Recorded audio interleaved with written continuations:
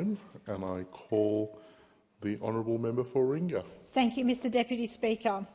I rise with pride on behalf of the people of Warringah to speak on the constitutional alteration Aboriginal and Torres Strait Islander Voice Bill 2023. First, I would like to acknowledge the traditional custodians of the land on which we stand, the Ngunnawal and Ngambri people.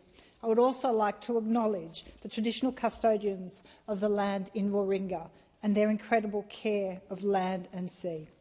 The need for constitutional recognition of Aboriginal and Torres Strait Islander people is unquestionable, and it cannot wait any longer. In a few months, Australians will be asked to recognise Aboriginal and Torres Strait Islander people in the Australian Constitution by a voice to the Parliament and the Executive. This is a historic moment in Australia's history, and I call on everyone to look deep in their heart for the answer. Don't be distracted by those that don't have the generosity or vision, those that have politicised this question for their own perceived opportunity, seeking to spread fear, racism and division. This is a chance for Australia to reset. We cannot change the past, but we can write a better future. One where we acknowledge First Australians, from descendants of convicts and First Fleets to new Australians who, in taking Australian citizenship pledges, have pledged to contribute to Australia's future, to values of fairness and equity. For all Australians, there is an inescapable fact. Aboriginal and Torres Strait Islander peoples were the first to inhabit this beautiful land. They are First Australians. At a community forum we held recently in Warringah, we were reminded by a First Nations panel member that the Uluru Statement wasn't issued to the PM or any future PM. It was issued to the Australian people. A statement of belief that the Australian people will set this right.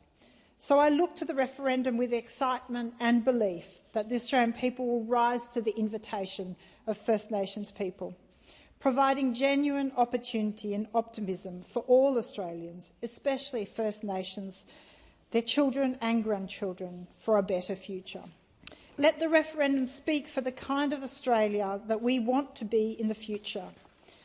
Let's be real, racism still runs deep in Australia, and this debate has brought out some of the best and worst of our country. Illustrious Australians like Adam Goodes and Stan Grant have been subject to abhorrent racism. So in thinking about this question, we must look to our history. First, Australians were dispossessed and massacred. Successive governments at state and federal discriminated and entrenched disadvantage. They were silenced and written out of our books. We were not taught our Indigenous history or culture in schools. In 1901, the Constitution did not recognise Aboriginal and Torres Strait Islander people as already being here, as having customs and laws. They were not consulted in any way. The only reference to First Nations people in the Australian Constitution was to specifically exclude them.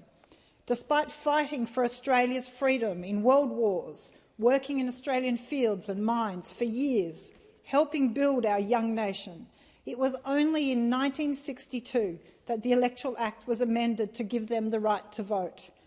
In 1967, the referendum acknowledged Aboriginal and Torres Strait Islander people as Australians and counted them in the census. In 1992, Eddie Mabo was successful in arguing for native title in the High Court of Australia, giving land rights to traditional owners. In 2008, Prime Minister Rudd apologised for much of the pain caused to First Nations Australians, in particular to the stolen generations. And in 2016, the Uluru Dialogues commenced in Hobart, bringing together 250 delegates and consultation with 1,200 Aboriginal and Torres Strait Islanders across the country and culminating in the Uluru Dialogues in 2017. There, Aboriginal and Torres Strait Islander people asked for constitutional recognition through something very practical and simple, a voice to Parliament, enshrined in the Constitution, enabling them to have a say in matters that affect their lives and communities. The Uluru Statement is a generous offer to walk with First Australians. It reads, "In 1967 we were counted, in 2017 we seek to be heard. We invite you to walk with us in a movement of the Australian people for a better future." Finally, in 2023, all Australians will have the chance to officially declare whether they accept that generous invitation. The Albanese government have said they are committed to implementing the whole of the 2017 Uluru Statement from the Heart, Voice, Treaty and Truth. The voice is the first step. Enshrining the voice in the Constitution is important to prevent it being abolished by future governments. The Australian Constitution can't change without a referendum. A referendum is a national vote that allows the Australian people to approve proposed amendments. The Constitution of Australia is a document of principle. It is not a document of detail. It sets out federal government structures and powers. Since Federation in 1901, there have been some 19 referendums proposing 44 changes, but only 8 of these changes have passed. The last referendum was in 1999. I am confident that the voice will make a tangible difference to the lives of First Australians. I've sat in this parliament for the last 4 years and listened to distressing reports on closing the gap. We are failing. Most gaps won't be closed in our lifetimes without a different approach. Policymakers in Canberra are not listening to communities and creating policies that work. Currently, First Nations Australian women have a life expectancy of 75 compared to 84 for non-Indigenous. They face huge disadvantage in health and education.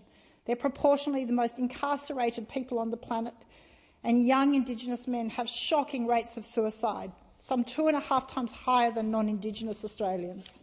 The current system is broken. The voice is a chance for Australia to take the next step towards reconciliation, to recognise the incredible cultural heritage of First Australians. Evidence shows that when Aboriginal and Torres Strait Islander people get to have a say over their lives and policies that impact them, the results on the ground improve. Representing their communities on improving housing, healthcare, education outcomes, reducing rates of incarceration and children in out-of-home care. When past solutions have been top-down and disempowering and have not taken into account the experience of Aboriginal and Torres Strait Islander communities, they have failed. By enshrining the voice in the Constitution, the advisory body won't be able to be abolished, like so many Indigenous advisory bodies before it. The voice will result in more efficient use of Indigenous Affairs budget. Professor Langton, on the Voice co-design proposal, said that it is about efficiency and outcomes. The current system is wasting money on bureaucracy with no system of transparency and accountability and no monitoring or evaluation of outcomes for money spent on the ground. Consulting First Nations people at the beginning of designing programs will affect them and will help fix mismanagement and social issues and stop programs failing. Finally, to formally recognise First Nations people puts Australia in step with other democracies around the world. There has been a rigorous consultation process on the voice. The past 2 decades has seen consultations, reviews, inquiries and processes to develop a model for recognition that is both acceptable to Indigenous Australians and works within the framework of Australian public law and governance. Support for this constitutional change started in 2017. The bill was then developed by members of the Referendum Working Group, the Referendum Engagement Group and the Constitutional Expert Group. In March 2023, this bill was referred to the Joint Select Committee on the Aboriginal and Torres Strait Islander Voice referendum. The inquiry received hundreds of submissions, in addition to thousands of documents and correspondence. Eminent constitutional experts, former High Court Justice and Aboriginal and Torres Strait Islander community leaders gave evidence to the inquiry during hearings in Canberra, Orange, Cairns and Perth. The recently released report recommended that the constitutional alteration bill be passed unamended. The committee was satisfied that the proposed constitutional alteration is fit for purpose and will enhance Australia's system of governance and laws. A January 2023 poll by global market researchers Ipsos found that 80% of First Nations Australians support the voice. A growing number of sporting codes are backing the voice, from the AFL, Rugby Australia, Tennis Australia, the Australian Olympic Committee and the NRL have come out in full support with the voice. It certainly feels like a long time since Australia united behind Cathy Freeman as she sprinted for gold. For migrant Australians and new Australians, The Federation of Ethnic Communities Council of Australia said there is at risk that newcomers aren't aware of the conditions and history of First Nations rights in this country. But despite this, there is broad support for the voice, and it is important to acknowledge this history and bring all Australians on this journey.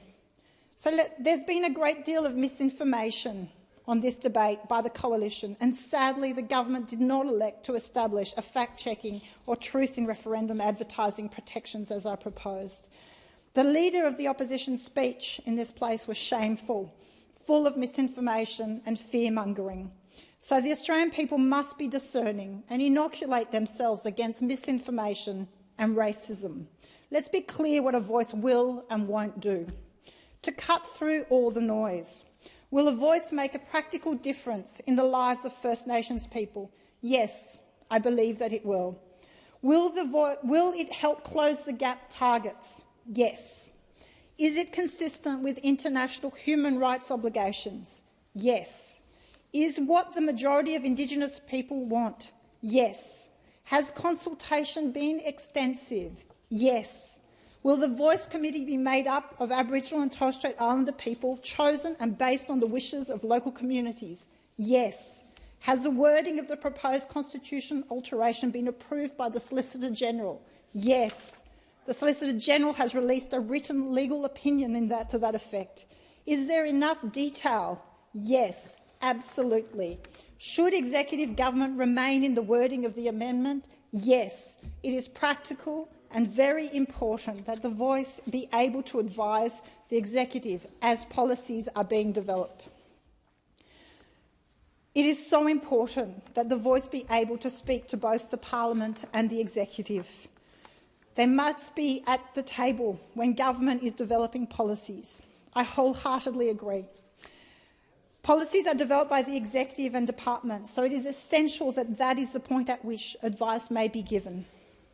I'd like to end with the words of some of the First Nations representatives that spoke to the forum I hosted in Warringah. Tony McAvoy SC, Australia's first Indigenous Senior Counsel and a constituent of Warringah, a member of the reference group.